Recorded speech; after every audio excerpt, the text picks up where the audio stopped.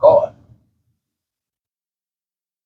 What's happening, everybody? Y'all know what it is with me, W. Bush, Earl Westbrook. And I have my partner here today, man, Mr. Ken Bright, Mr. Funny Man, Ken Bright, man. Y'all don't get offended when they say funny man. No. For me, like, I ain't want to say, I ain't want you to get over it. You know what I'm saying? Yeah, I ain't want you to get over it, man. That's it. How you doing today, I'm man? good, man. Glad to be here, man. That's what's up, guys. This is my first ever sit-down podcast, man, that's what's up. I can really, And the coffee break. the coffee break. Is what's happening, man. I'm glad we was able to accommodate that for you, man. For real. What you got going on? Tell them a little bit about yourself. No, matter of fact, we're going to start like this. How long you been doing comedy?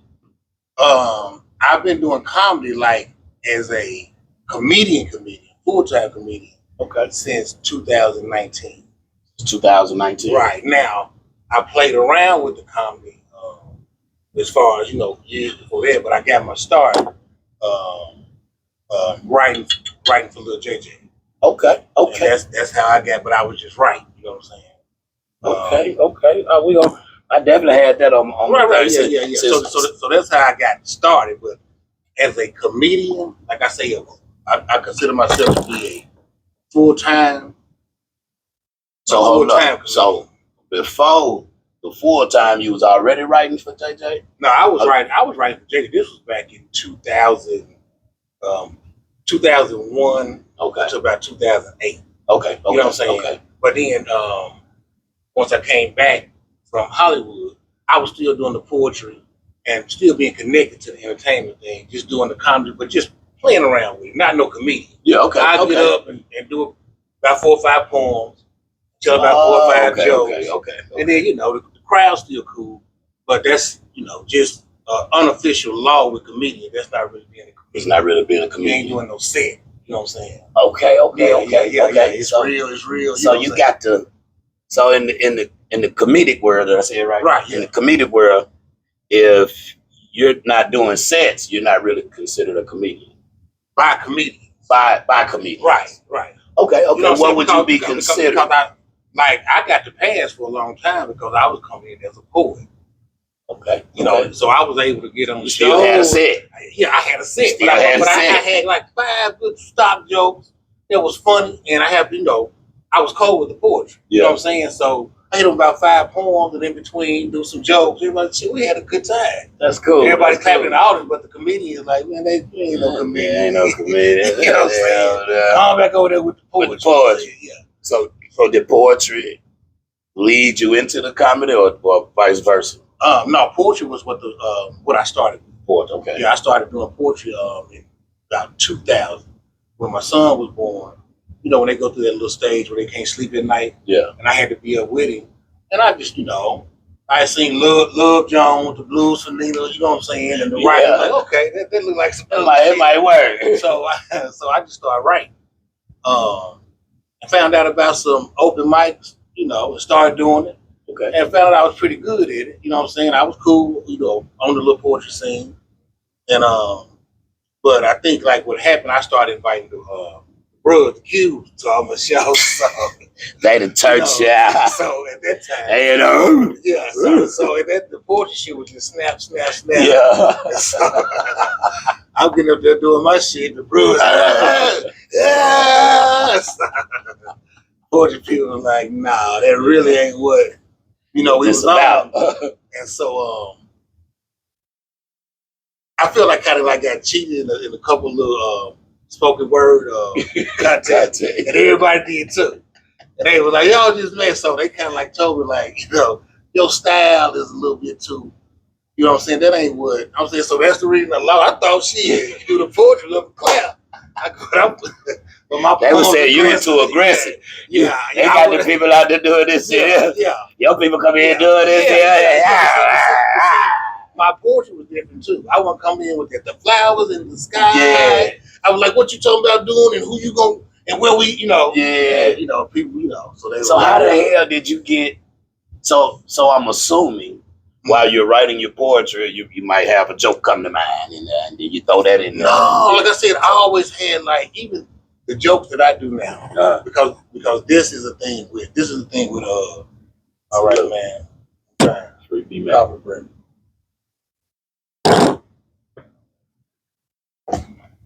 But see, this is something big with comedians too. Mm-hmm.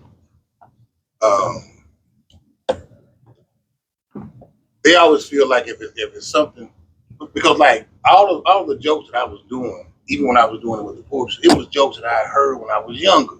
That I just remembered, in family reunions. Yeah. And I'm raised around old black people. Yeah. You know what I'm saying? So I'm getting that old Richard Pryor jokes. Right. Well, I don't know what it, but that's what I ain't seen no other comedian doing. Yeah. You know what I'm saying? Yeah. And so I always feel like that was kind of like the rule. Like if you ain't seen no other comedian do it, then right. But if you just going on some joke that you heard when you was young, but I was getting that pass, like I said, I'm not a comedian. Yeah.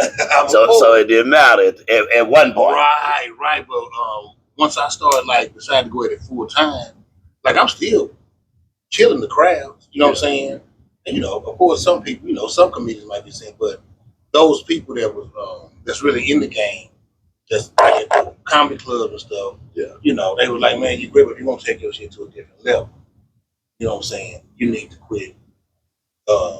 The poetry. Yeah, no, not the poetry, but take the poetry out and incorporate more of you. You just talking, you know what I'm saying? Yeah. Talking, having a story. You know what I'm saying? And so, it was a little, I'm like, well, I'm kidding, I ain't, that ego have you on some, the crowd like it. You know what I'm saying? I'm gonna stick with what's going on. Big bro, what's up? It's my big brother, Mick. Okay, then, all right. It's Cam Bright, man. All right, Cam Bright. Yeah, okay, what's happening, man? Heard about you, bro. Right, all right, yeah, for sure. So, yeah, man, we definitely frequent the Looney Bins. Okay, yeah. Frequent a lot of, we records. Right, go ahead. And so, when I decided to take it serious, I said, man, let me go ahead and do it right and just really, get away from the jokes, a lot of this, having my stories and, having my, regular, I guess you could say, comedic routine. Okay. Where it's not jokes, but I still got them. Yeah. And I still use them. I still use them now. But let me tell you what's crazy about comedian. You can have a 20-minute set, do one joke, that take 2 minutes, and the rest 18 is all you. Oh, but man, you still did a joke though. I'm like, man, wait a minute. 20-minute set, one joke. You can do one joke. That last 20 minutes. Right. What you ad lib in the rest? But no. I'm saying as far as you could tell one joke, but then do the rest some regular comedic stuff. So you done did the comedy stuff. You done did 18 minutes. I'm talking about going through stuff I go through. I ain't gonna say not now because I can do the whole thing. But if I'm in there and I feel like telling the joke is right for the crowd at the time, man, I'm going. You know what I'm saying? Because I know I can go right back to my original shit. You know what I'm saying? Gotcha. So a lot of, I ain't gonna say a lot. Well, a few comedians I know they freestyle. Yeah. Do you freestyle? I never plan to, but if I'm going hard enough, I never plan. But if I'm going hard enough and I'm on something, I'm like, shit, just let me try something. Because as a comedian, that's the best. I got him. Yeah, now I'm just coming off the dome. But sometimes it might not even be funny, but the zone is so funny. You know what I'm saying? And I done seen some comedians take them there the whole show. Yeah, Mike Epps, he freestyle a lot. Right. You got some folks it's so natural. Especially with the crowd work, what people call it. They can just come out and just pick out and just go off the the whole time. Me, I always like to have a plan. You know what I'm saying? I keep out the audience when I come in. Just okay, this is what I'm gonna do. Read the crowd. Right. But it's really you have to be able to shift if it ain't working. Yeah. You know what I'm saying? And that's okay. So that the comedy game is the hardest form of entertainment to me. It's harder than rap. Harder than TV. What makes it harder than poetry? Because all right, let's say music. Okay. All right, rap. You got a hell of a song. Everybody know the lyrics to your song. Yeah. Any night you go and you doing a concert, you can have an off night. This all you gotta do. You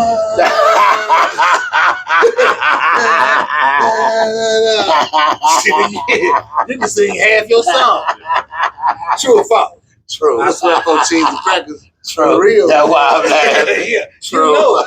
So I've done it. So you can have all night. Everybody say we it like a motherfucker. Shot to a But y'all Milli done Vanilli sung- set. Yeah, y'all done sung half the album. You know, but you get because that's how powerful music is. Fact. All right. I give all you right, that. All right. I give you. But what about Oh, poetry? no, though? listen. I'm gonna tell you TV and movies.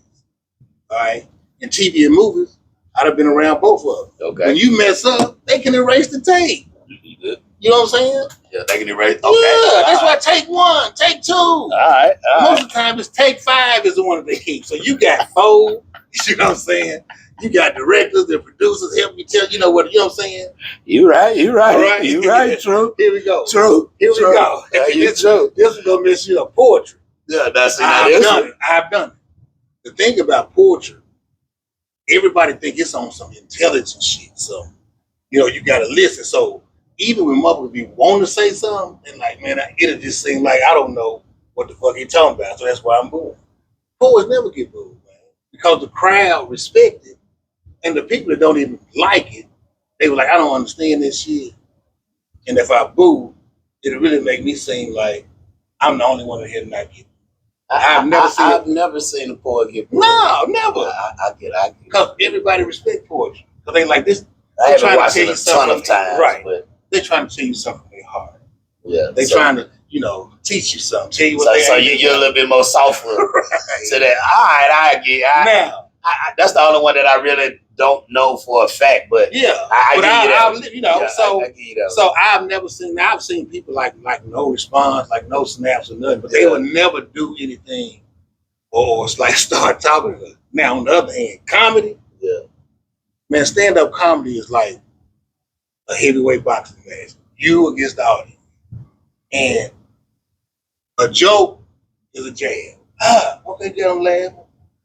But just like boxing, you got maybe 10 seconds of silence, ain't nothing happening with niggas be like, motherfuckers. and you only got a couple of minutes of that. Yeah. Before folks start getting active on you, man. Like heckling and it's about heckling ain't the worst form of bombing. Okay. There's different stages. To me, there's different stages of bombing. Okay. You got the regular. What's the regular? People just not laughing. Okay. And that hurt too. When they just ain't laughing, they paying attention. Just not they paying attention. They ain't laughing. just not laughing. Yeah, that's the first. The second one. The second one is when people start heckling. And what's crazy about that? A lot of time when people heckling, sometimes they think they making the show better. Yeah. I'm gonna make them talk shit, And which some people know how to come right back and just cut it off real quick. But the worst kind of bombing, man, to me, what hurt the most is when people at the table like just start talking to each other like you ain't even there, man. Like, hey, so man, where y'all say we go tonight? We leave here. And I'm like, God, no. Try rapping a song and they doing it. Oh my God, I've done that before. I'd rather you just boo, So, and I've experienced all three. Where the booing come in at this? That's what I'm saying. Booing, I kind of like put that with the in between the heckling and people just talking at the seat. But to me, talking at the seat is the worst thing. We don't even have the energy to boo you. Yeah, we don't even have attention to you. Man, I was up on the goddamn stage rapping my ass off. Yeah. It was probably about 30, 40 people in there. Why ain't not a nan soul looked at me and thought about they was over there. And yeah, girl, and hey man, like you just said, waitress. Hey man, I'm leaving this. But see, first, my feelings was hurt. This is the difference with music and comedy. You got the music, kind of like drown some of it out. You know what I'm saying? But I'm seeing this. I know you seeing it, but in comedy, you can hear it. Everything. Ooh, you like. You ain't got nothing but that microphone to you and them just, man, that stage will humble your ass. Ooh, that's why I say it's the hardest, it's the most humble. Because you only got about 30 seconds, really. To catch a motherfucker attention. And you got to keep it going the whole time.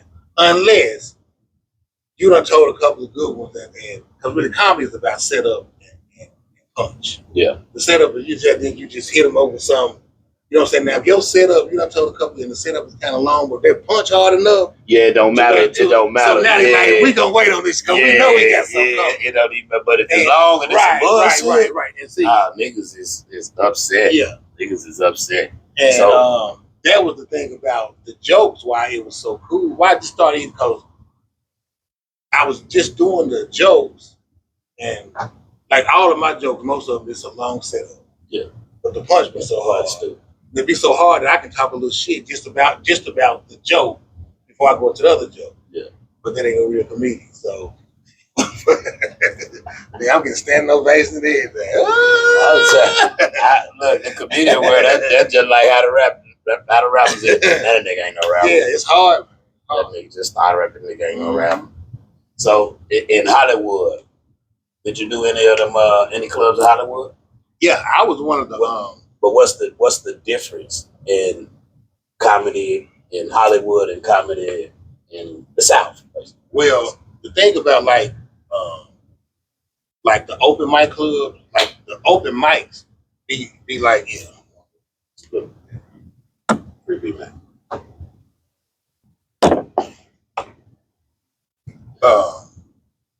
the difference in the clubs in Little Rock, between down south and I say Hollywood, on any night that you in there just doing something, somebody can see you, they can change your life. Yeah, just like with the music. That's why it's so, man, that comedy club scene in LA, so like I say in the green room just with the comedy. Yeah. I ain't gonna say it's bitter, but it's so, I can't say petty. I don't know what the word is, man, but it's just tense. Like I stopped going because when we was going, that's when JJ had just came out there, so he was young, but we was able to go in there and he could get time. Yeah.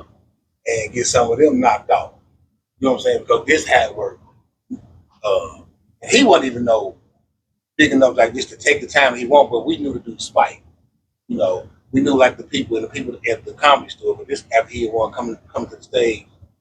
And so, man, them dudes was really back there on some real live hating shit. Hey, no, y'all on JJ, like this young nigga, man, got in the game, man, nigga out here working this hard, man, trying to do this and that. I used to love to the Howard, yeah, man. for real, man. So I'm sitting back there, I'm trying to keep it cool. Yeah. But a couple times you hear them, man, y'all was some whole shit, man. Like what career option is he taking from you? And you've been doing it. Yeah, so that's why I was like, so we would just go, he'd go up, we trying to hang around the comedians, thinking they're gonna be, and like all of them were like that. Like you got some real ones, you know what I'm saying? But a lot of times I don't know, I guess because comedy is so competitive, like I said, with it being the hardest shit, you already got that. Yeah. Now you're trying to be the best, you know what I'm saying? And how was it writing for JJ with you being an adult and him being a kid at the time? You know what? On some real shit. You know what I'm saying? Like I said, I was writing the poetry and I knew that I was good at it and good with the jokes, but the whole comedy writing thing, that really came from when I started, I told you, kind of like fell out with a little poetry. Yeah, with the poetry scene. Not fell out, but you gonna throw that motherfucker. No, we knocked out all this. Barking and jumping and hitting shit. And that's not gonna make you win the poetry slam. They coming through. Yeah, so I was like, I started having my own shit. And that's when I went to Juanita's on Main Street, which now is Gigi's now. Yeah. But it used to be Juanita's back in the day. Facts. And so I had a little fun because I did about 4 or 5 slams. Yeah. I was at slams. Poetry slam. It's like a poetry contest. Okay. I figured. Yeah. So like I said, I had won about 4, but when I lost them last 2, and I'm like, I feel like I need to go start. I need a new journey. I pulled a Michael Jackson. I'm trying to, I'm ready to leave my brother. So, but so I started having my shit at Juanita's. And so I don't know if I was one of the first ones, but I know back at that time, I knew the portrait wouldn't be enough, so I was messing with all of the live bands, like Offset, um, One Stone. One Stone. Yeah, my boy Tim Anthony was the first band that I ever did. It was called the Mental Buffet. Okay. So I'm like, I'm doing the I would poetry. definitely I was trying to do my little business thing. So it was live bands and poetry. Yeah. So, I had met a few people with the open mic shit. So I had some people to come. I'm like, man, this shit, because a lot of people really don't mess with poetry until they go out and hear it. Yeah. They're like, nobody want to hear that bull and that shit. But if they hear some poets that can get that thing across and like hit, they be like, that shit fine. Then I would have the live band come on. So that shit was going. And I was working at Mitchell Elementary. I used to go to Mitchell. So do you remember? Trying to think, cause you Miss 46. You remember Mr. Flowers? Yeah, I remember Mr. Yeah, Flowers. yeah, Right. He was the art teacher or something. No, Mr. Flowers. Mr. Flowers was the janitor, the old dude, old kind of chubby dude. I don't know. I remember the name Mr. Flowers. I thought he was the art teacher though, but I remember Mr. Flowers. I started at Mitchell in '93. So I don't know what grade you was. Oh yeah, I was 93. I was gang banging fucking 7. No, I'm lying. I didn't start doing that till '94. Right. But '93, I was in the 6th grade. So I probably came right after. Was Kevin McFadden still there? Yeah. Mr. McFadden, the one that got me. Man, let me see. Hey, Mac, that's Big Bro. That's my big brother, Big Brother. That's my That's guy, how I man. met my big brother. Through his big brother. So I can go all the way back. Yeah. Or if you want me to go tell you a story now about Mr. McFadden. See, but we done went all the way on. We supposed to be saying, hey, you supposed to be asking. We need another shot, man. All right. Look, we're going to talk about Mac too, though. But we supposed to be talking about how is it, how was it writing okay, so I'm jokes for JJ and you was an adult right. and he was a kid at the time. So and then we can go with whatever the hell you want to talk about. So them shots got me ready just that's what I like. No, that wasn't the comment break out. Right. Them shots go over the other. We gonna rock out. Yeah, we got to go back. Yeah. So I love you remember Mr. McFadden. You remember Mr. Batch? Mr. Batch. Light skin. Mr. Batch. See, I remember Matt. Answer the question first, then we gonna get to Matt. So look, you see, I've been saying free B Mac all night. That's McFadden little brother. Okay, then for sure. Yeah, so well, I got started writing because working at the school, working at Mitchell. Okay. Which was a total. I'm from Newport, nigga. I'm from Jackson County. Newport? You know my nigga Third did. Yeah. I'm so and we really rounded the same. I'm just a couple of years older than you know what I'm saying.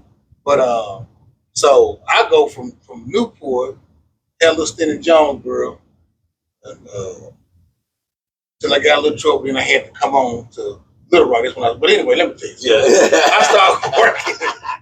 What you do at Mitchell? I was a aide. Okay. Mr. McFadden got me the job. All right, come on. So, but I got a dope up on this.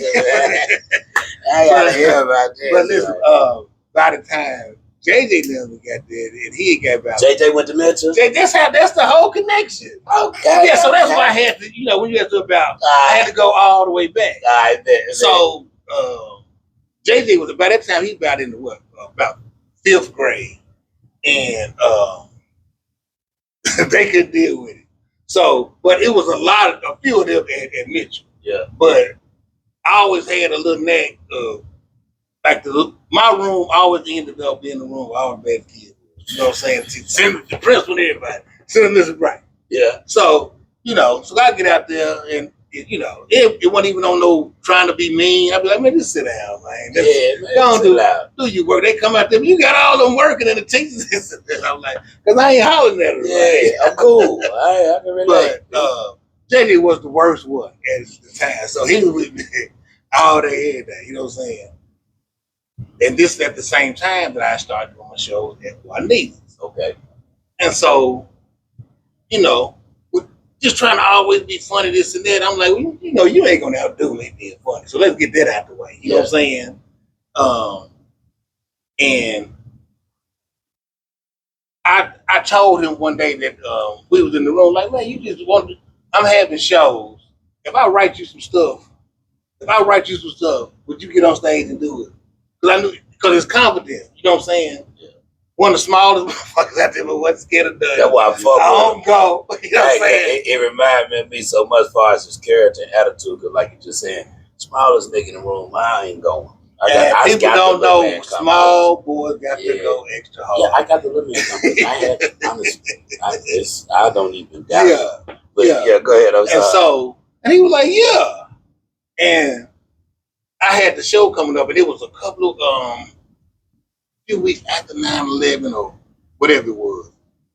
I went to Barnes and Noble, got a book on stand-up comedy, and I read that whole book in about 2 days. And just from my childhood, you know, raised by my grandparents, the shit at Mitchell, and just and I just started writing, just, you know. And so the first time I wrote, and now just as a comedian, I realized how wrong it was now, because as a comic, man, you do 3 minutes a few times before you're ready for 5 minutes. You're right. A few times, man, I wrote a man 15 minutes is first time. But listen, watch this. Memorize the word for word. And when I did a one minute, they killed that thing. You know what I'm saying? And that's really the start of, you know what I'm saying, because that night there was, and you know, I still wasn't on no. Was you rocking with him during the comedy competition? Like, was you there? I was with him. Yeah. Okay, so let me tell you. So we did the comedy competition. I mean, the first time at Juanita's, and you know, standing ovation, and you know, all the people from the school was there, and they were like, "Well," and so I had a few people like, "Man, you got some special, man. That boy talented." I'm like, I got something I can write. Keep him out of trouble. Is how we gonna rock and roll. Yeah. People liking the shows. Yeah. You know what I'm saying? So. But after about that second or third time I did it, you know, some folks were like, man, this bigger than what you thinking.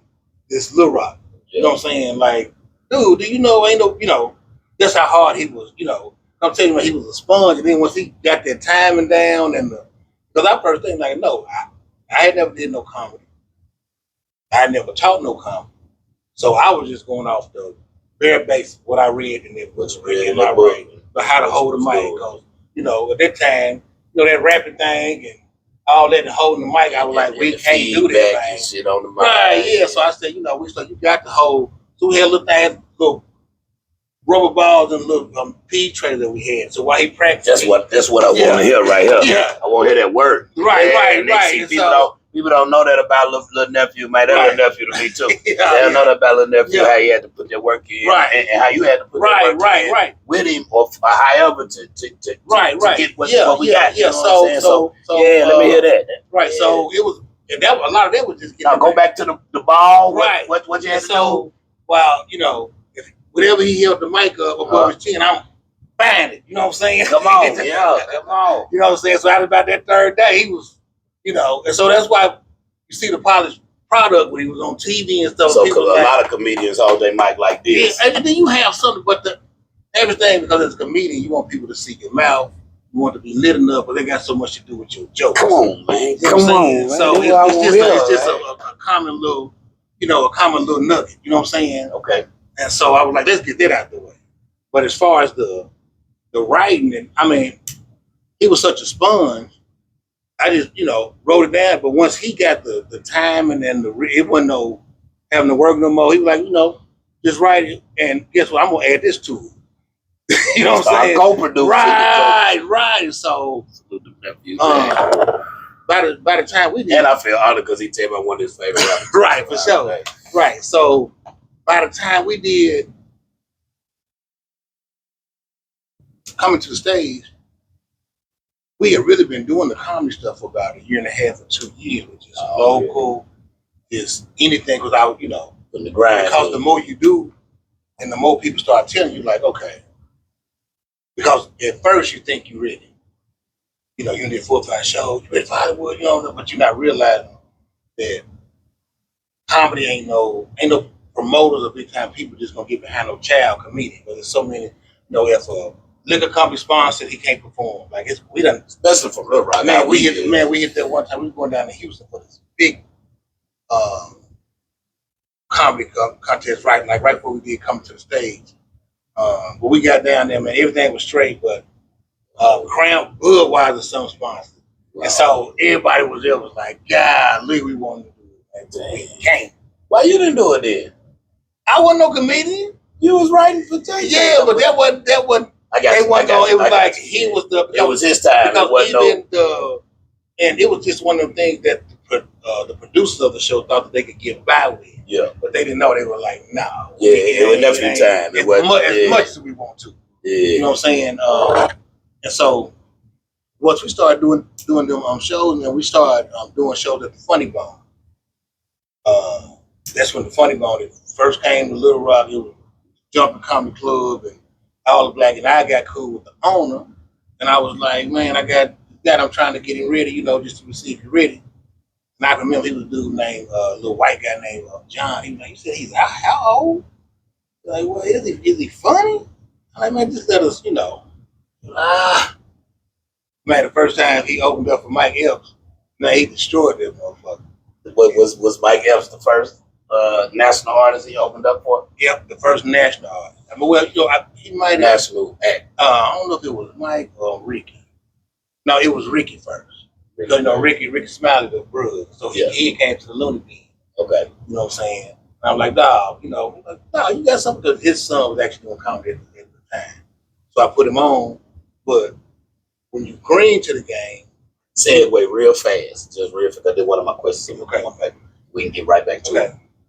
A lot of people that's comedians, they in fraternities, ain't they? You got a lot of more cues just because I pay attention to that. Yeah, but you got a lot of brothers doing that. And they reach back and grab. Yeah. But I mean, I see that, man. Yeah. Like I see that a lot. You know what I'm saying? And like on different levels. You know what I'm saying? Like, you know. Yeah.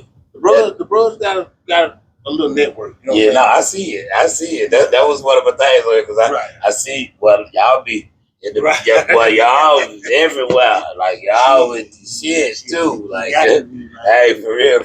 But get back to it. But that was just one of my questions when you said bros. He was a bro. Right. You know, today. Yeah. No disrespect, because I know y'all gangsters too. No. I don't want no smoke, man. You know what? I'm in the gang. I don't want no smoke, man. You know what? As a matter of fact, this really finna mess your mind up. You know, I played at youth. Okay. Pie Cap, Ball 93. Come on. You know what I'm saying?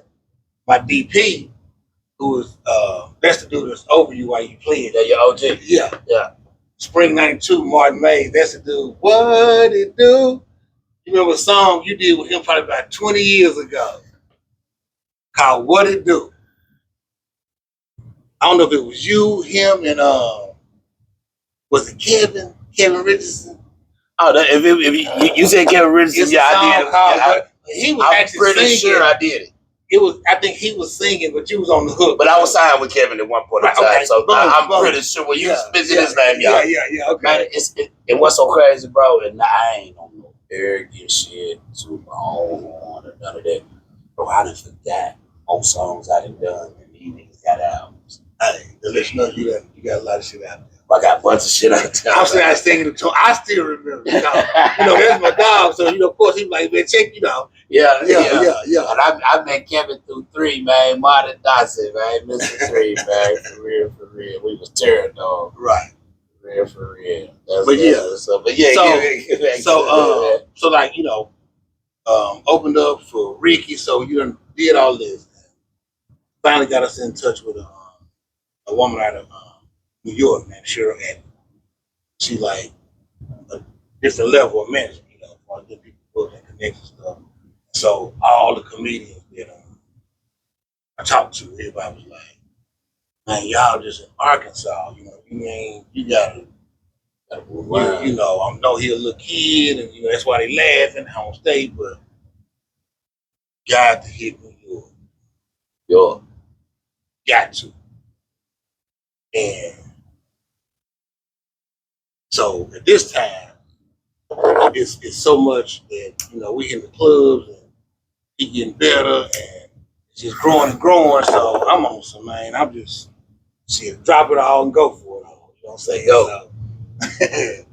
So, I done let my jobs go. I work 2 full-time jobs. Still working at Mitchell, and I was working at O&A. That was O&A was like the juvenile that was out of North Little Rock. It was just the old North Little Rock jail.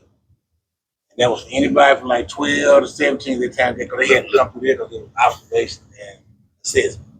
So I had two full-time jobs, young, good money, but just them shows and really a lot of other people in my ear like, man, go. Boy, you got something different. So I quit my job. I worked with school I knew what to do. I started homeschooling JJ, like we going for it. Yeah. So boom, that's what it is. Went to New York, probably for about 2.5 months. A lot of people don't know. We stayed in Wagner Projects. Right. In the project. Because the hookup we had, we ain't had no money for no room, and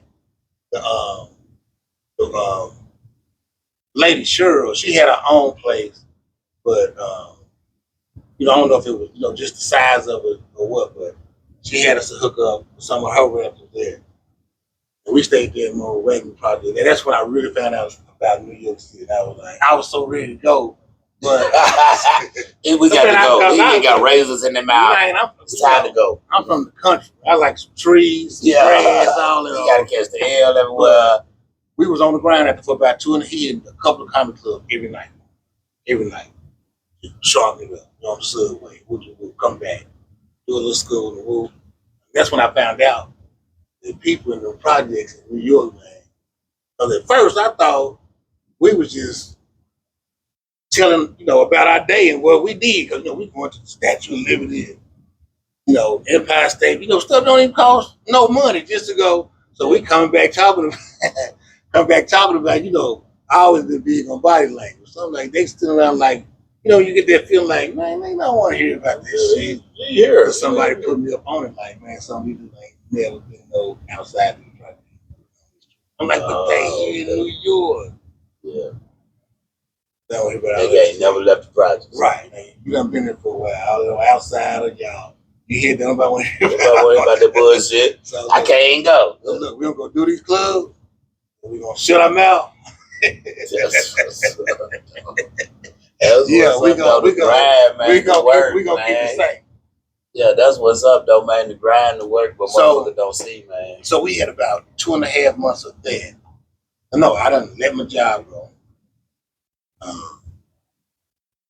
So, bro, check the camera for me, man.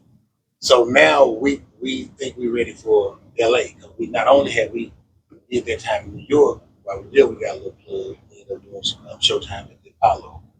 They film it way before it come out. Yeah. But still in the back of my mind. And that was the one little ace of spades that I had. No matter how rough it got, I'm like, when that Showtime Apollo come out. Because as he did Showtime Apollo, and he killed that. And as far as comedian, that's supposed to be, I don't care if you're a kid, I don't care if you're blind. At that time, especially at that time, they raw. You got to come with it. You get booed in the first. Oh yeah, the Sandman coming out and everything. All of that. Hey, but when he came out, the first joke, he got him in there, and they rolled with it.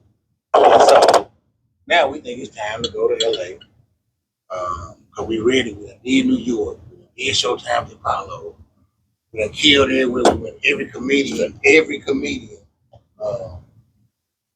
is praised. You know what I'm saying? Yeah. So I had sent out a tape. And I can't see it if it ain't enough. Oh no, this is I can feel that weight on. Okay. All right. Yeah, all right. We hit the big stick. Yeah. Appreciate back, man.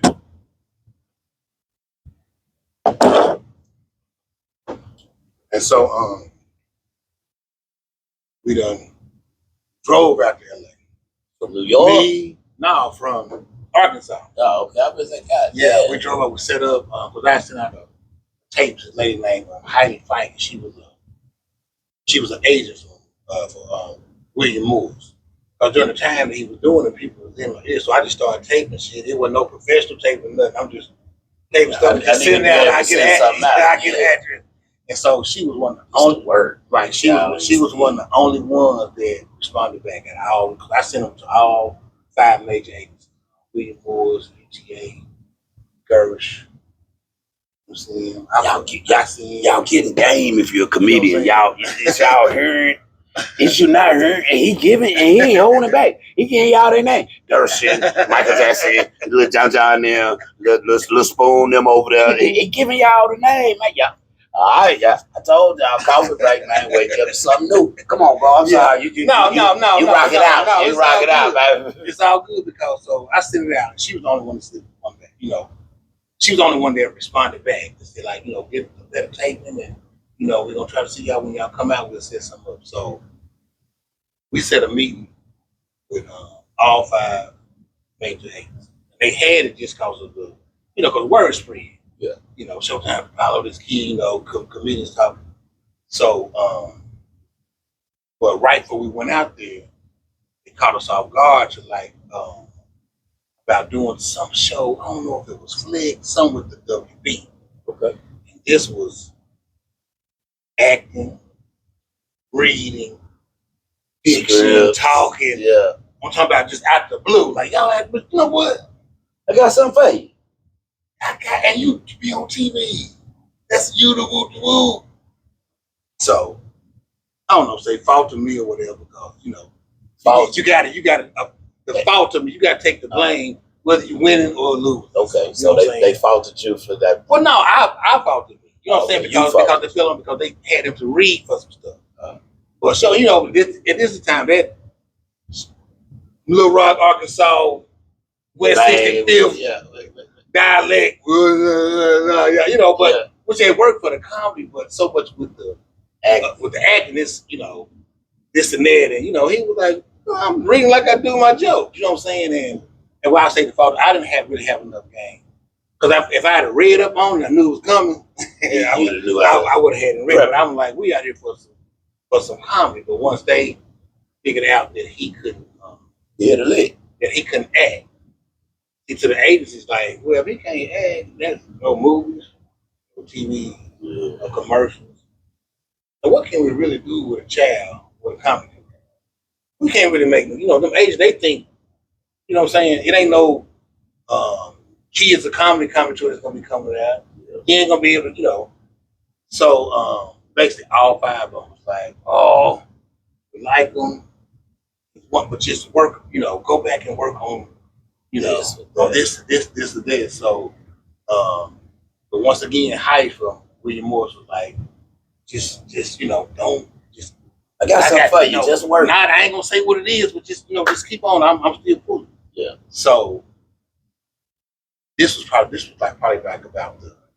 All this happened in 03. We probably got back from LA probably like about in July of 03, July 22nd. Of 03, my little brother died. So this was yeah. Rest in peace to Buddy Bright, man, my little bro, rest right? in peace to Buddy Bright, man. Yeah. So but it was just the part of because now shit hitting home. Like I didn't quit my job, I took school. I done went out here, When you get a blow like that, when you've been riding high, you know what I'm saying? You're like, what the fuck? And then your brother died. And then the woman that raised me, like about a month later, the 1st of September, she died. My mother did. Rest in peace, big time. And I ain't trying to get on no step, but I'm giving you the real. No, you good, man. It's the cover break, man. You want another shot? Well, you know what? This my last. Yeah, I might need to call a driver. Hey, man, we you saw? Because no. We're responsible too on the cover break. You saw? Just pour a light one. I got you. Yeah, because we responsible. But listen, if I get too full, listen, everybody. We're gonna call make sure you a driver, straight. man. Have you somebody you can call when you're too full. I know a couple accidents, man, that I kind of regret that I ain't have to tell a motherfucker to stop. They probably were my big brother type of time, and I ain't never tell them to stop. So I kind of learned from that. Right. So now I'm, hey, too many Oh man, good, I'm kind of watching the motherfucker now. man. I think he blessing me to goddamn me make sure a motherfucker straight from his situation. So I don't play about it. Right, We respectful and responsible too. So you good? Right. I'm good. I'm good. All right. Big bro, I do anything wrong? The one may say I ain't do nothing wrong. Big fat. Yeah, it's a light one. It's a light one. Yeah, I already got me sweating. Yeah. But it's all good though. Yeah, that's your last one too. Yeah, for sure. I might take me one or two more, but that's your last. Know that. Yeah, hey, I respect you too much, man. You know what I'm saying? That's real Wish I had this. But you know what? That's wish I had this mentality a few more times before now. That's you know all. what I'm saying? That's all I try to do. Right now, it's given to me now. So I respect you too much. Right, so, I feel. Look, it's a real grown man shit. Free B-Mac fans. Mm-hmm. And so this September 3rd, so I'm with that, and mother feel like, what the fuck am I gonna do? The only thing I had going, like I said, okay, when the Showtime Apollo come out, but I don't know when it's going, but until then, come out, because y'all done already done it. Right. You just waiting on it to come out. But like 2 weeks later, we got it. Cheryl got something about that coming to the stage. Okay. Like it's a comedy competition out in California. It's woo. Y'all come out. The only thing about it, this one like the new reality shows where the contest and shit, where they pay your way and this and that. You gotta come your own way. Shit, yeah. You gotta get your own room. But damn, we only had to get our room for about. Y'all heard this shit? Y'all see he came through that motherfucker. I mean, the episodes he was on, is pouring that motherfucker up. The work that usually they paid for that. So just in case y'all thought that a nigga was just up there, got them with their feet kicked up, just chilling and just telling jokes. No, nigga was up there struggling, grinding. Well, I can't say struggling. I don't know if y'all was struggling, but nigga was up there grinding, hustling, doing what they was doing to try to achieve a dream that they had, that they was chasing. A lot of y'all don't. Excuse me, I had to swallow. I don't do that power shit, so fuck you niggas that's gonna say something. Hey, I said I had to swallow my shit, spit. Man. Mother can't say nothing. Yeah, that's why, because I know niggas, man, when they see this, I know how they gonna do. But niggas don't be understanding or seeing the grind and the work, man, that a nigga put in for the dream that they chase. Right. A lot of niggas might get behind you, but they don't have the same dream that you have, so they're not gonna put in the same effort. It's a blessing to get a nigga behind you that got the same dream that you got, man. Real. And I ain't mean to cut you off. No, it's all good. Yeah. So we get the call about to come to the stage. So of course we're like, shit, this is it. It's right, because we already know we got some heat because we got about a year and a half or two of stage, this and that. Kind of him hosting. I was trying to get anything. They was having halftime shows at Arkadelphia, everywhere, anywhere. So by that time, we had a lot of material. Yeah, you know what I'm saying. And so I was just thinking, like, okay, we can get on here, and in a best case scenario, if we get 3 or 4 episodes, or he can win 3 or 4 times, they connect that with the Showtime with Apollo. Yeah, then they can lead to something. Yeah, the resume. Right, we're working the resume. So I guess the blessing from God, what I gotta call him, he happened to be on the first episode. All right, now with TV shows, how it works is normally 13 seasons. So they had 12 rounds in the final. The final 13 seasons or 13 episodes? 13 episodes. That's 13 weeks. Yeah. All right, so that's a whole season. As far as a show, like for any show, it's normally like 13 to 16 episodes, like a Martin or so prosperous series, right? Yeah. And so once he got on the first episode, in my mind, and I'm not trying to be like because basically it was like it's 5 comedians, and at least 2 of them gonna get knocked off. Yeah, every round. So I'm just standing on, like, I know we got enough for 4.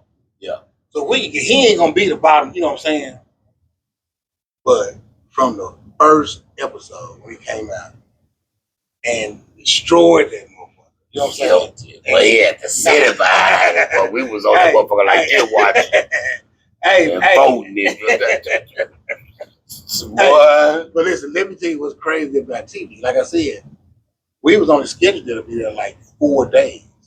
That whole series was on 4 days. Damn. You doing 3 and 4 shows a day.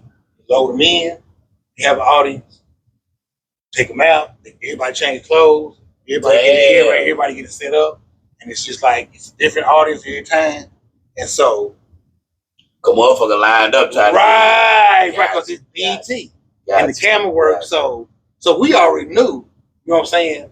So y'all already knew y'all had made it past so many rounds and shit, and we still at home like, man, we hope this nigga goddamn boy. He ain't goddamn me this the city in this bitch, goddamn. Hey, but listen, though, it was crazy. So after that second day, we had done about 6 episodes. He was I'm talking about all of them. So Gina Holland, big shout out to Gina Holland, who was the executive producer of Coming to the Stage at the time when JJ did it.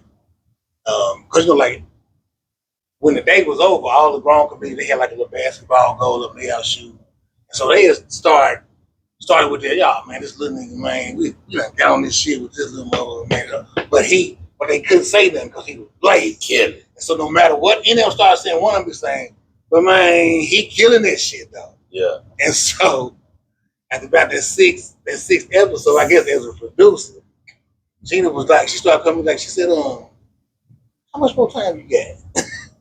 How much more time can he do? I said, he good. But now she on some that we can stretch this shit from the first episode all the way to the last episode. It's gonna be some epic shit. Yeah. And she said, she said, what you need to do, you need all of those basketball stuff at each time. Don't get him and lay him down, let him get some rest. Don't have him hanging out here with these other comedians. Hold up, so y'all knew he won way before we knew he won. Yeah. Most of them shows, that's the setup. Yeah. Because they can't keep doing that same thing. No, but they sit even like they'll set the episode that's coming out. Like whichever one was gonna be close to his birthday, it was like on some birthday shit. Like this episode. But the whole thing, they say can't nobody say nothing. Yeah, NDA type of shit. Right. If you say something, we'll do. And it was easy in because, you know, the social media stuff wasn't. Yeah, you ain't had it. Yeah, you know. But it was a few people that already knew. But that's cool. That's cool. But I've been trying. I'm gonna say it over here. Why Ken Bright on? I've been trying to get him on the Coffee Break podcast. Now I ain't saying we ain't talk because that's my guy. We talk personal on the phone and this and that. That's my guy. I'm not saying that. But what I am saying is he just won't come to the fucking show for some reason. I done told him we ain't got to come to the theater. We can do a secluded, or we can come to the theater and lock the door. Nobody got to be there. We can come to the crib. I did Mac Rose at 607 crib. Mm-hmm. Yeah, but we get there. Hey, talk to him. Yeah.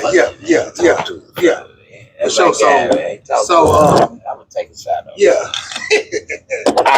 Yeah, for sure. Yeah, I'm done. Yeah, I know. DONE. I told you last. I'm good, but I'm done. I might be done after this one. So take an episode. So like after about that 6th episode, that's when we started like, oh, okay, this on some. You know what I'm saying? Because that's when the whole ship changed because the producers and different people started coming because they like, we already know what's gonna roll out for the next 13 weeks. Yeah. So now we got time to plan something.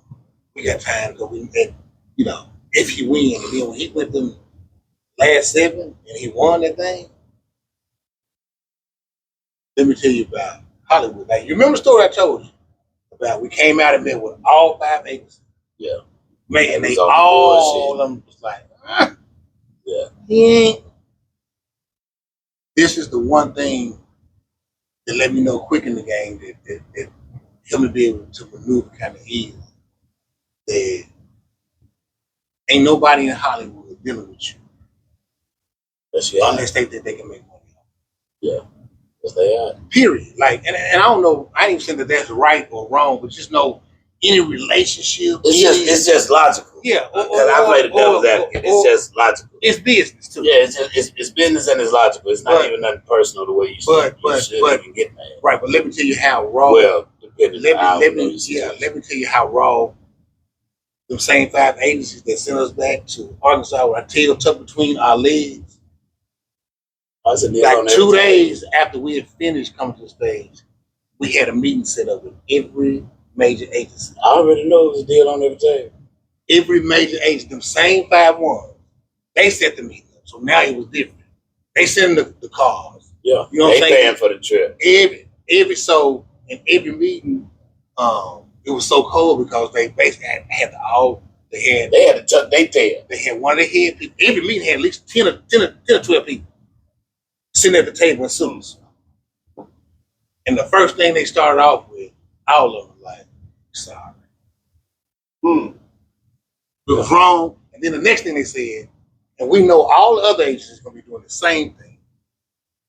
But let us give you our plan. So first they have I ain't gonna say no token agent, but that's kind of disrespectful. But they have the agent that represent the big agents, the Billies, and you have him over here. This movies. We got this person here. This and this person here. He represents this. And he represents that. He represents this. And I promise you that we will make up for that mistake. They ain't asked about no diction. They ain't asked about, have you been to acting class? Because they say, because now they know he got a fan base. Yeah, they willing to pay for it. Right, so that let me know right now. I'm like, oh, okay. So, but the only reason we went with William Moore, because they basically had the same pitch, was that woman that always stayed in touch with me, Heidi. She was at William Moore. She stayed down. And she was last meeting, and she was like, hey, at least I've been. Has anyone that'd have been me. Hey, big bro, that would have been man to me. Hey, now I don't be counting favors or nothing, but I've been dying. She was like, she's not betting nobody else from the other agency ever reached out to you or tried to. Yeah, I've been down now because everybody's pitch was the same. Yeah, but they wasn't down. You know what I'm saying? And so I'm like, shit. They ain't been dying. Hey, I've been dying, man. Hey, I've been dying. Yeah. That's how I'd have been in the meeting with your motherfucker ass. You and JJ. Hey, man, look. I know you didn't holler at the motherfucker. Cool. Where were them motherfuckers at when I put y'all in there? Yeah. And then, I don't be wanting to count no favor, but this business, I need y'all to understand that. Them motherfuckers that believe in y'all. I believe in y'all. Yeah, but Heidi was cool. She wasn't real, man. That's what's you know what I'm saying? Like, that Hollywood, you got to have a team. Yeah. I don't care what nobody say, like, and there's so much shit that people get misconstrued just because I know so much about the comedy game or like the entertainment. A lot of times when people be talking shit about people are, they a gatekeeper or they holding people, or why are they moving up fast? Everybody is it Illuminati? No, sometimes it ain't none of that. Just they work. Sometimes you can have a team. Yeah, your team and your work ethic. You know what I'm saying? Yeah. And your work ethic. Yeah. That's so hard that it'll seem like it's some bullshit going on. You know what I'm saying? So speaking of work ethic, everything you done in your own personal career, everything you done with JJ and everything you got going on. Right now you got something going on every Tuesday. Matter of fact, tomorrow, every Tuesday night, Spoken Smoke. At Cafe Havana. Yeah. Every Tuesday night. I say Havana, but it's Havana. Havana. It's a Little Rock or Pine Bluff. Okay, gotcha. One and two. But I'm gonna call it real shit too. You know what I'm saying? It's awesome. We talking real. And it's really one of those places where I want to have open for poets and comedians. Yeah, you don't want back to some poetry. I'm going back to my Tuesday nights where I was doing it for you talk that shit about that poetry shit. Yeah. But I'm telling you, man, poetry is real. You know what I'm saying? Yeah. And the good thing about it, when you're here, they able to. JJ is the DJ. Okay, so that's what's up. He's starting to fuck with it. That's cool. That's cool. Like I said, man, it's every Tuesday and like something new. And I know not too many places that do this, but we got free food too. Along with the poetry, the comedy, whether it's the singing, we got music. I'm hosting. You got free, and I know peanuts and raisins. You know what I'm saying? We talking about chicken and hamburgers. Yeah. What's they missing? 10. But you can't beat entertainment and free food for $10. You gotta get your every Tuesday night. Doors open at 7. Every Tuesday. Yeah. Every Tuesday night. Then you got man, I actually was gonna come.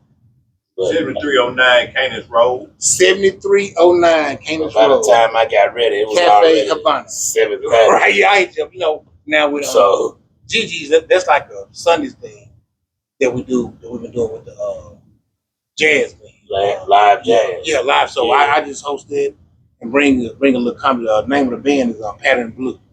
You know what I'm saying? So it's jazz and comedy. Right. Yeah. Well, I'm really the only. I'm just hosting. So. But I mean, you're a comedian. Yeah. Comedy, just hosting.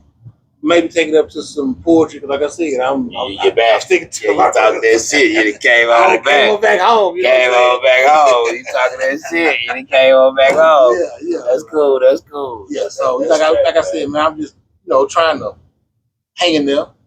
You know what I'm saying? But this entertainment thing is really, I ain't gonna say young men because you're younger than me, but it's really a young man's game. Yeah. As far as the social media and the way you got to move and be active, and so if anything holding me back, that's the only thing. I ain't figured that shit out. I don't know all the etiquette. I don't know. For lack of better words, green to the social media. Yeah, green because I was really focusing on. Because I'm green to the social media. My damn self. And the reason because I ain't really spent a lot of time because I was just focused on getting my stage shit together. Well, you better than me because I spend time on that motherfucker. I'm still green. Man, I be trying to do so much shit. I be all on that motherfucker. I'm still green, man.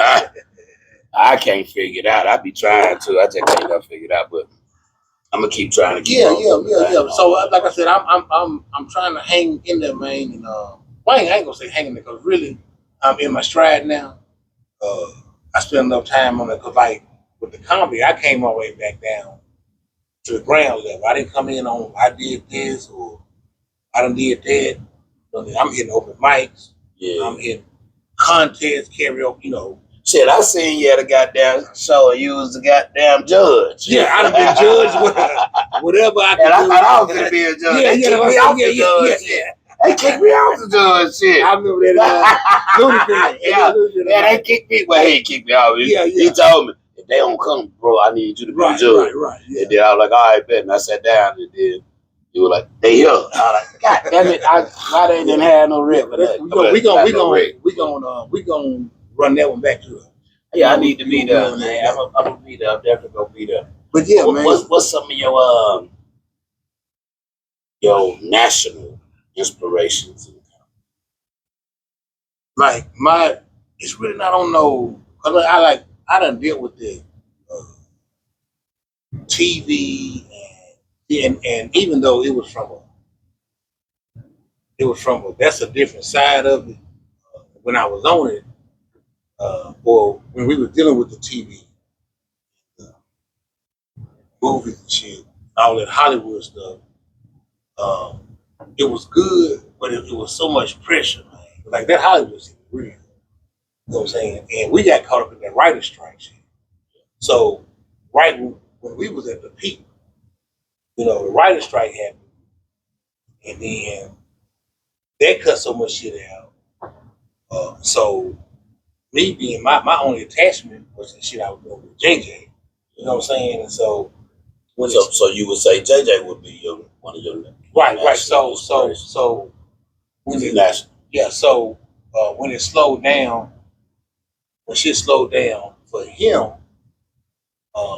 it really slowed down for me. You know what I'm saying? No, I'm talking about as far as like in the beginning, like when you when even outside of the poetry, like when you was doing the poetry, and you're like, well, you know what, I'm gonna try this because the poetry motherfuckers is on some bullshit. Right. I'm gonna try this comedy. Okay. What was your inspiration? Like for me, I'm not a comedian, but I'm inspired by Eddie Murphy Right. as a comedian. I'm inspired by Ali Sadiq as a comedian. Well, you know what I'm saying? My first inspiration of comedy, which I can say it wasn't no shows, it wasn't no stand up. It was like I said, I come from a country town. Okay. So I get together. Our Christmases folks sitting around talking shit and drinking. Okay, that's cool. And that's my family. Yeah. You know what I'm saying? And so, but everybody it was like my cousin Marvin, man, the one that stood out for everybody. Okay. And he was an OG in his own way. First of all, like most of this was gone, missing.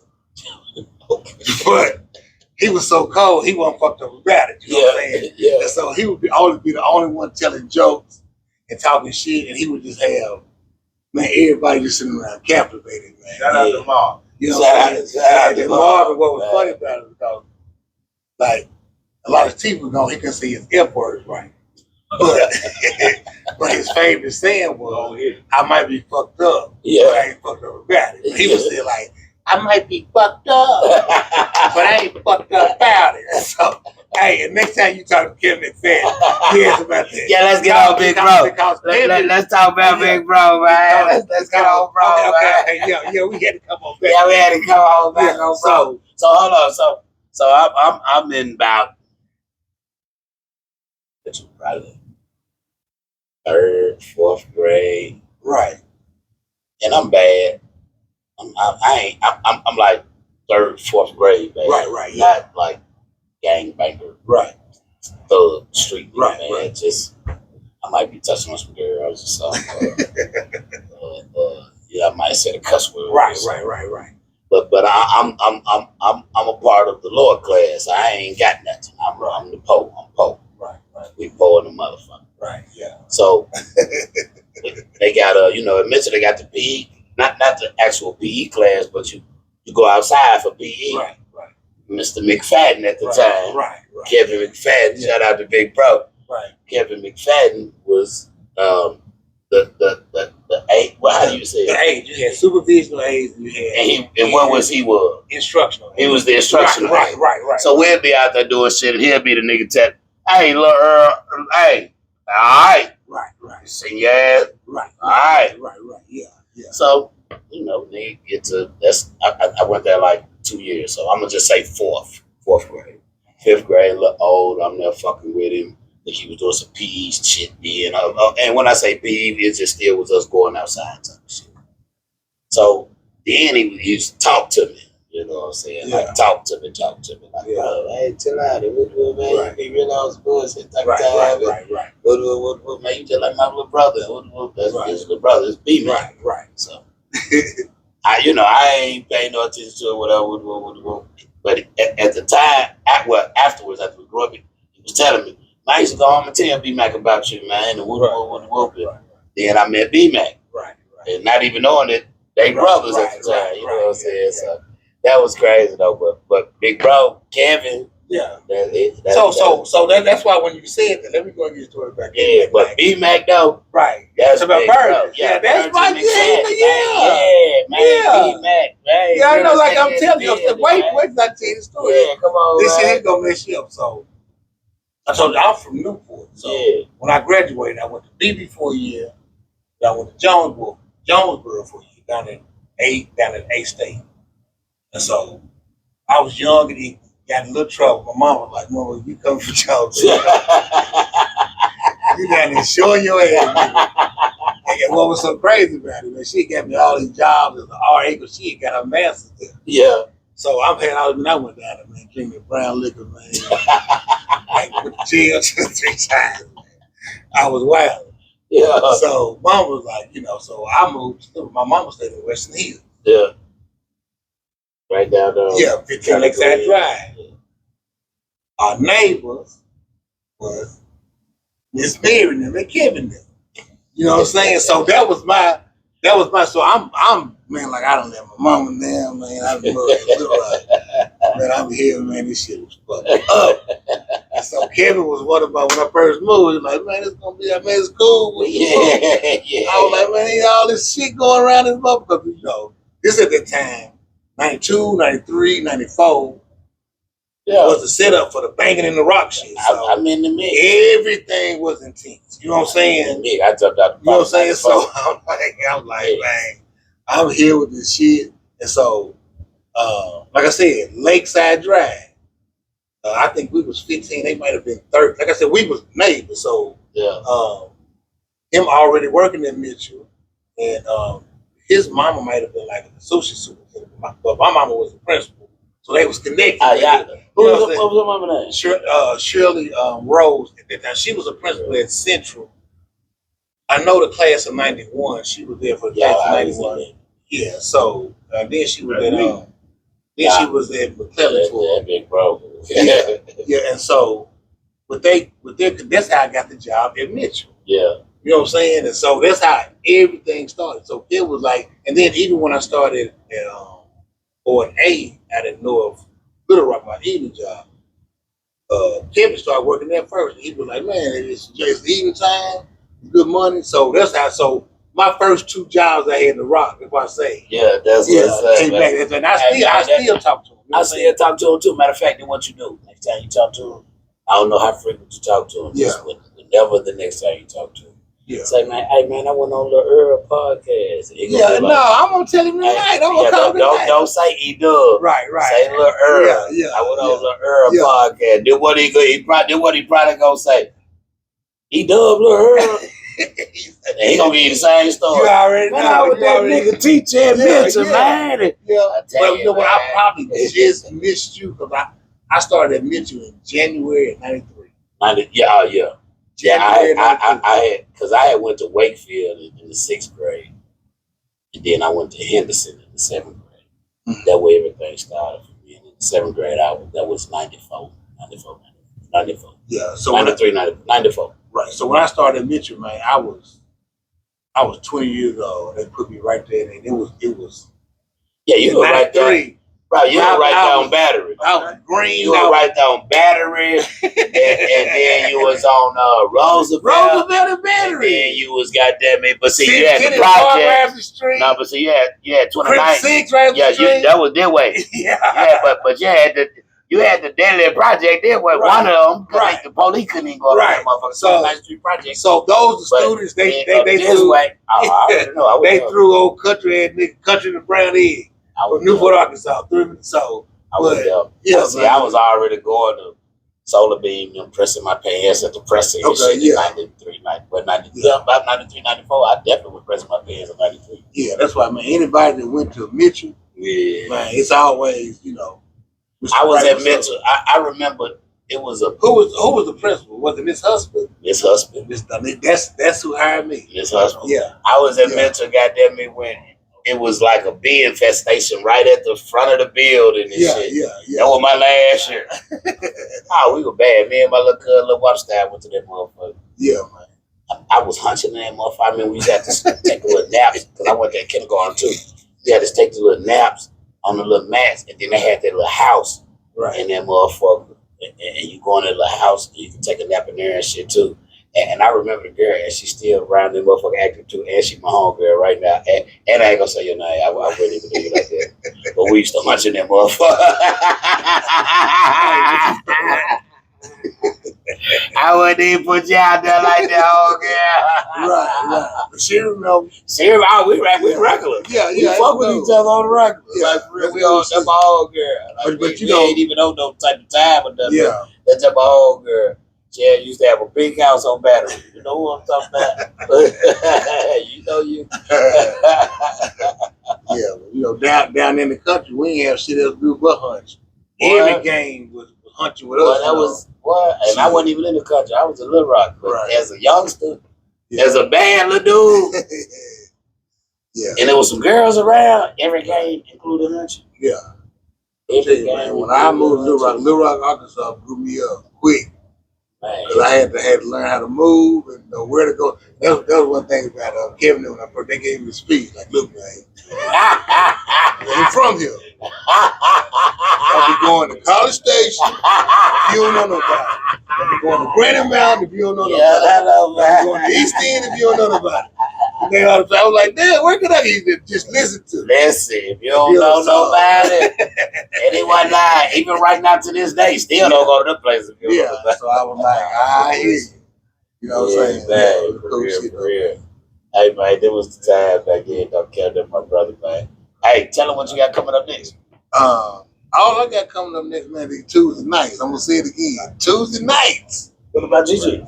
Well, Gigi's is I don't know exactly what date that it's on every Sunday, Okay. but I'm doing Gigi's, and then me and JJ supposed to be putting out Thursday for the third, fourth, fifth, and sixth. We're going to brought them back up before we leave. You back on tour with them? Yeah. I'm doing the Wild Night. We ain't done Wild Night. Man. JJ reached back, man, and like shit, I got the tour going. So who all on the tour? But really, it's just me, JJ, and Mo are the main three. But wherever they go, they so connected in the other cities. They always have a few other comedians to drop in. So it's always good for me. You just went to somewhere in Tennessee, I believe. Clarksville. Yeah. How was that show? Man, I love the Wild Now show because I'm the fish out of water. Yeah. You know what I'm saying? I'm the oldest nigga on the show. Yeah. They all young. They all with their roasting and doing the games, which the crowd love it. You know what I'm saying? But I always open. Yeah. And so when JJ bring me out, he don't bring me out on this woo just the old man on the show though. So I hit it different anyway. And once I get them young people on my side, right, man, and they love it. OG, because I come out from the jump like, look, I'm finna give you some real shit. This ain't no roasting and motherfucking all them games. When you next to a day with them? Like I said, Thursday. Yeah, Thursday we're gonna be supposed to be in Arlington, Virginia. Then we're gonna be in Richmond Friday, Saturday, and Sunday. I like you on tour with Yeah. It's real. You ain't just doing a little one set, you on tour. Yeah, old ass nigga on the Wild and Out tour. You know what I'm saying? But it's all good though, because that's when you think about it. Now, me taking it serious, like the whole circle. My guy coming all the way back and helping now you. I'm good, so you know what I'm saying? And reaching and grabbing you. Right. Man, that's how it's supposed to be though. That's how you know that it really fuck with you. Right, like, and he the bros too now, so we can roll like that. Man. You know what I'm saying? Like when a nigga be like, and I'm gonna talk street terms. I ain't gonna talk comedic. Say it for me. I'm just gonna say comedy because I might mess it up too. Okay, we ain't gonna use comedy term. I'm gonna speak street term. Right. It's always beautiful when you a nigga in the streets and you step in and you fuck with a nigga and I ain't gonna say you just fall off or whatever, but you just saying whatever the case may be. Right. But your nigga come back and grab you. Right. Take you in the position or at least the direction. Right. I ain't gonna say grab you and put you in the position that you want to be in. I'm gonna say grab you and put you in the direction that'll put you in the position that you want to be in. Right. Yeah. Does that make sense? Yeah, absolutely. That's always a beautiful feeling. Man, that's great feeling to know. That's how you know a nigga really fuck with you. Like knowing that when they ain't got to. You know what I'm saying? Because they ain't got to. Right. You know what I'm saying? They ain't got to. Right. So yeah, that's a beautiful feeling. Man, we roll out. So like I try to hit the Wild now. I'm really on some, because I really think you got like 4 levels of comedians. Just for me, in my experience. 4 levels. You got your first level, which the person that your family done told that was funny, and you decide, you do an open mic, you might do some comedy content. You done establish yourself as a comedian, but you still ain't getting booked or nothing. You just, every open mic. And so you got a lot of people at that. Then the second level, okay, now you can host a show. You might even be the open. You might even be able to be the open. You know what I'm saying? Maybe even feature. But you're really not getting booked. What's the difference between an opener and a feature? Okay. Most of the time, the host of a comedy show, really like the natural setup for a traditional comedy show is a host, an opening act, a feature act, and the headline. Okay. So features like co-main. Right. So the host, you might come out and do 10 minutes up front, but after that, you really supposed to just call the next person up. Yeah. You ain't doing no time in between. That's like at a comedy club. So I might be off a little bit on something. Now, as an opening act, you got a hot.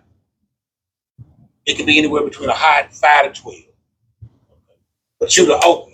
12 on the 12 end, if you're hot, Right. Your fan base rocking, you can bring in the crowd. 5 if you're funny and you got potential. Right, but it all a lot of times it depends on the comedy club, the night, the size of the crowd. If it's packed, if we got to go, they done add another name on. Because sometimes people come in, we're gonna ask somebody that's gonna do a guest spot, so they might cut it everybody's time a little bit. And if you got like another show, check this out. Not to cut you out. I've been holding it pit for about. Go ahead, man. I got you. I'm gonna go for you. I've been trying. I've been trying. Go ahead. Oh, that was my song.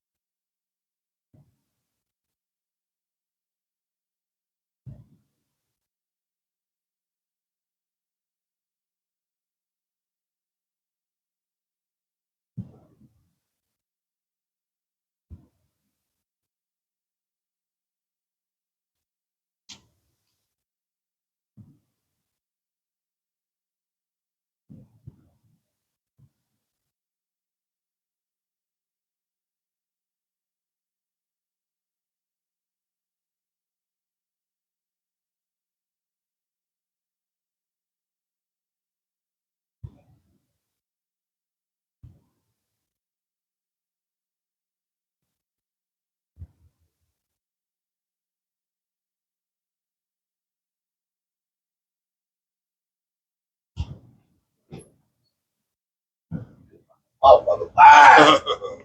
Shit. All right, shit. Hold on. Real man. Tell. What's that name? Ah, shit. Are you good? Yeah. One thing I got coming though is August 1st. Motherfucking Devin the Dude. Oh yeah, man. And Tom. Yes, sir. Yeah, that's all right there. Motherfucking Big Brother Playboy Shane, man. Then I got goddamn me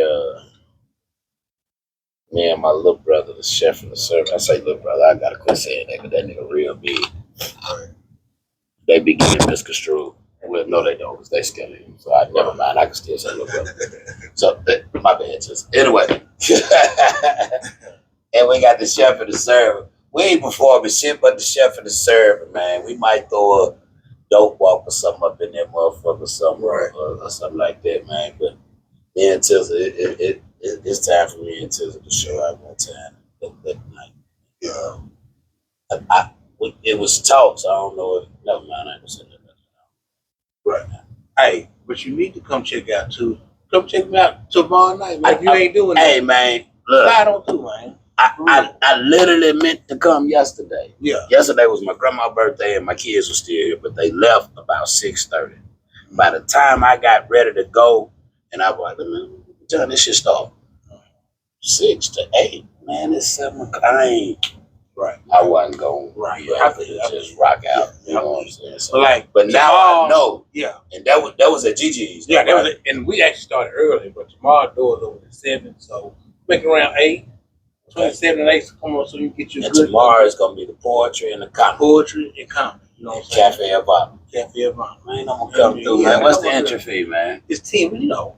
I got you, though. You know what I'm saying? Don't worry about that. Say no But, more, man. I'm definitely but it's coming still, through, even man. with the 10, you know, for everybody else, it's still free food, real food. Free food, $10 get in. Yeah, and And you got entertainment. Good entertainment. Good time guaranteed. We got some fire coming from. Talking about some poets. And I got some real live comedians. What time again? Showtime at 7. I mean, doors open at 7, showtime at 8. Showtime. I already got Big Dre said he come through as a comedian. Big Dre gonna cuss me out when I get there. I'm gonna come. He gonna cuss Dre me go out, hard, bro. though, man. Cause he been steady telling me, bro, I ain't on the podcast. But every time he asks me, I be having a guess. Yeah. I'm like, I gotta get him. I gotta get him. He Yeah, gonna man. cuss me out, man. That's my guy though. He Yeah. funny as fuck. Come on through and check it out. I'm gonna come through. I'm gonna come through tomorrow for real. I'm gonna come through Yeah, I'm about to go now. You know, your boy having his birthday party tonight. Where? Ronell. Where? I don't know what, but that's where I'm about to go to. I'm about to go hit the stage. Hey man, please tell me where. I'm gonna get back to this August 1st, man. Devin the Dude, Talk, Playboy Shane. Hey, Tony T and W Bush is in the mix, the chef and the server. We got goddamn me Teddy with the Batman. As a host, we got some more surprise shit coming up too. I can't tell y'all the rest of it. We got another surprise guest too. What else going on? Trap of the Year Awards.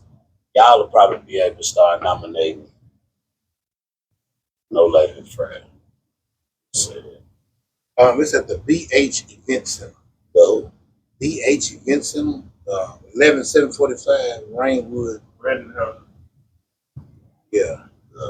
Rainwood. Where is it at? I ain't never been. I don't know about them. You're not saying nothing better, man. Right, I'm saying yeah. I don't know about it. Yeah, man, I told Ronnie I was gonna go shoot through, man. Ronnie will be going hard, man. I like it. I might. You going when you? What time it start? I think it's done started.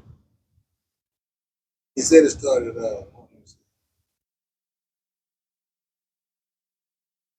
But boy, when you get in your 50s, your eyes start getting great. No, he got 8 p.m. to 11. It's probably 8 p.m. now, so I might follow you out. Yeah, I gotta go in for a minute. Show my face. Yeah, I told him I won't come through and try to hit the stage and everything. I'll be trying to be active, you know. Since my social media game ain't up, I try to be active, you know. Outside. Where's the Brandon House at? Where's I don't know. Where that's at, Tiz? 11 City. He said Sweet 8. I'm gonna follow you. 11. You going straight when you leave here? Yeah. I'm gonna follow you. Okay. If you don't mind waiting. No, that's cool. No, that's good. Yeah, 11715 Rainwood. I'm gonna just follow you. I wonder, is that in Little Rock, Southwest? Is that Little Rock? Yeah. Yeah, I think I want to. 7221. Yeah, 7221. I love the Rock Police. It's something serious. They ain't playing. But they is not playing. No. But yeah, Trap of the Year, boy, man. Look, y'all will be able to goddamn vote, nominate no later than Friday. Quote me on that. That's quote me on that. We're gonna pay these rents and mortgages and get that goddamn site up. Back to the Devin the Dude. We got all access passes, VIPs, tables, booths, performance slots. You put us on performance slots. How good is what else, Jizzle? But I'm forgetting, I be forgetting shit. That's about it then. Just ain't saying that. So yeah. That's about it, man. Y'all already know where to reach me at, man. Earl Westbrook on everything except for the YouTube. Tall Guy ENT on YouTube, man. Y'all make sure y'all go on there, subscribe, tap in, share. Check out the interviews, man. This one gonna be on there. And this one here is exclusive, man. So much game on it, man. Like for real, man. Y'all need to tap in for real, man, so y'all can see that it's more than getting on the stage and just telling jokes or just telling you a joke on the internet and thinking you're a comedian, man. It's a lot of game on here, man, from the struggle to the success of it. So, man, tap into this one, man, for real, for real. I'm gonna learn how to cook again tonight, man. I'm gonna cook some shit. Well, not probably not tonight. I'm gonna learn how to cook. You know, I've been type of shit. Hey, y'all, salute, man. All right, man. Coffee break. Be gone. Ken Bright. Salute.